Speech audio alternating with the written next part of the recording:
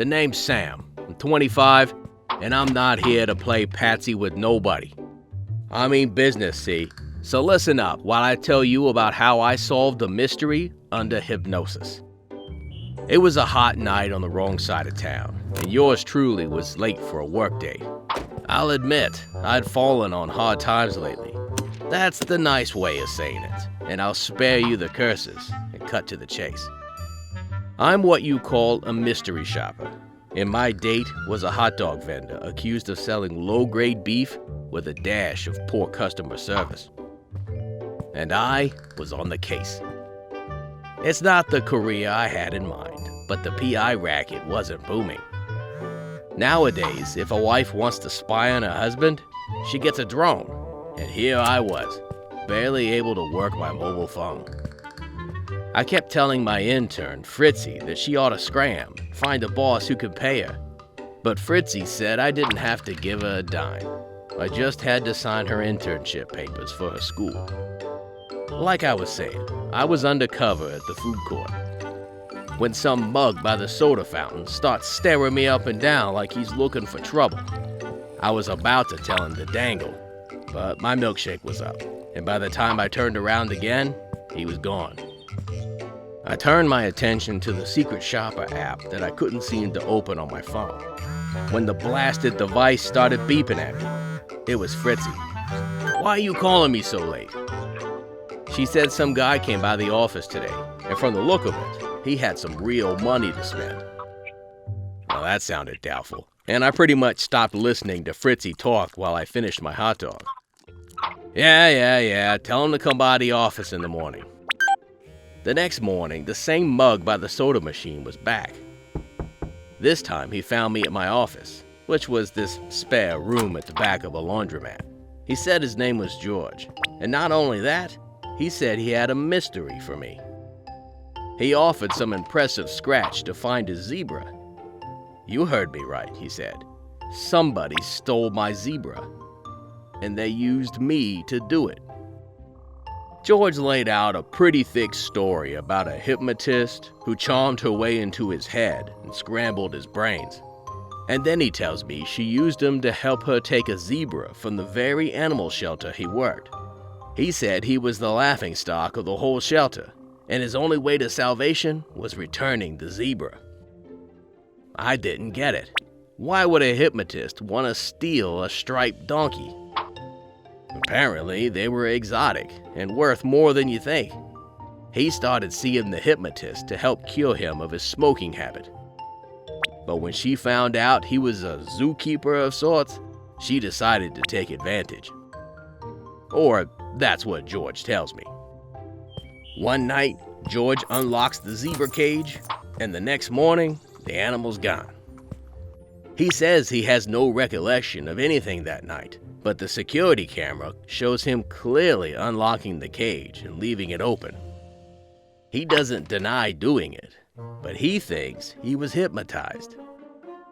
Sounds like you're peddling your fish to the wrong market, pal. I was about to kick him out, but Fritzie arrived and handed me my mail. All overdue bills.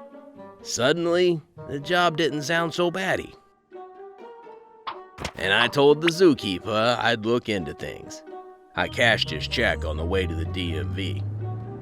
I figured I could rustle up the 411 on this hypnotist lady by lunchtime.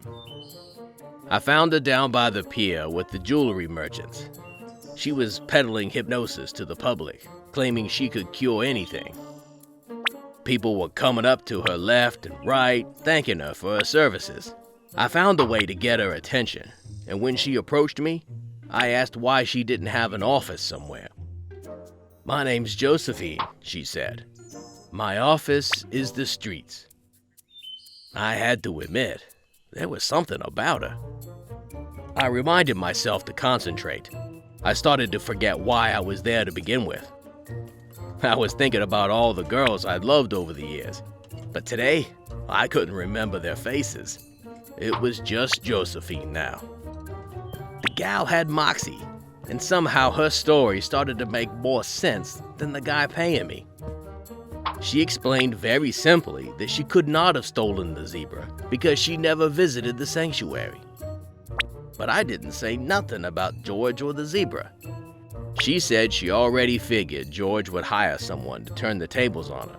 She said I was the patsy, and that she found the zebra when it was a baby and it needed a shelter. She said that George, in fact, took it from her years ago, and it must have been his guilty conscience that caused him to unlock the gate. She made me promise to let her know if I find it, and she wants to know more than anything that the zebra is well and cared for. Ooh, I really stepped in it now. The whole case was a mess, and my head was feeling heavy. I rang Fritzie, who accused Josephine of lying through her teeth. She had proof that Josephine had been to the sanctuary. She had camera footage, her signature on the visitor's log.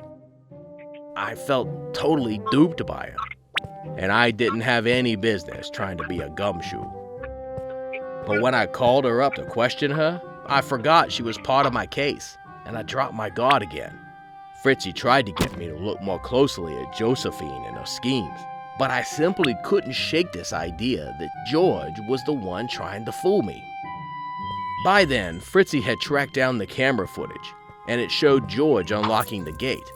We both agreed that there was something strange about him. He was moving like a zombie, and I figured I ought to go check it out myself, and visited the sanctuary. The officials showed me around and answered a few questions I had. They, of course, were interested in the safe return of the zebra. I couldn't figure out the angle, and my head was starting to feel heavy again. I decided to call it an early night, but the next morning, I was accused of unlocking the monkey cages, and I had zero recollection. The sanctuary officials were able to show me the footage, where I snatched the keys and unlocked the monkey cages while they were showing me the tour. It was the strangest thing, but it was exactly as George had described, and I was starting to believe him. Fritzie was able to put even more pieces of the puzzle together when she convinced the officials to share an audio recording of George's footage and mine. In both cases, the act of unlocking the gate was preceded by a chime. The officials told us it was a gong in the visitor's garden, and Fritzie theorized that Josephine was using it to trigger us. After hearing it, we'd slip into an unconscious state and follow the subconscious orders she'd planted in our brains. I wanted to talk to George, and I asked the officials if he was working today, but they said he'd never worked there. The uniform he was wearing in the video was missing from the janitor's closet. I needed to track down Josephine. Fritzie warned me to keep my ear out for any bells or whistles. She suggested I play music if she tries anything funny. I barged in on her, and Josephine was as charming as always. I played dumb and let her take control of the conversation, but secretly, I was turning up the volume. Fritzie was right, and I noticed every once in a while she'd try to chime a bell near the door. And then she started planting these ideas in my head. In the middle of a sentence, she'd hit the bell, and she'd sort of half mumbled something like, "Go back and take the blame." She had a unique racket, I'll give her that, but I was about to smash it to pieces. I pretended like I was hypnotized and let her go on planting instructions. The heavy metal in my ears kept her voice out of my subconscious. Finally, when I had enough, I dropped the veil. I fired questions at her like a Tommy gun. Who are you selling the animals to? When did you first peg me for a patsy? She got upset and slipped into this absolute rage where she let the cat out of the bag. George was her lover, and they were working together the whole time. They needed a guy like me, a loser detective, to mess up the investigation before it even started. A fall guy, a fool. Not me, not today. She was keeping the animals in a barn further back on her property. That hypnotist thought she was so smart and had it all figured out. But she didn't count on one thing, that I was tech savvy enough to record her conversation.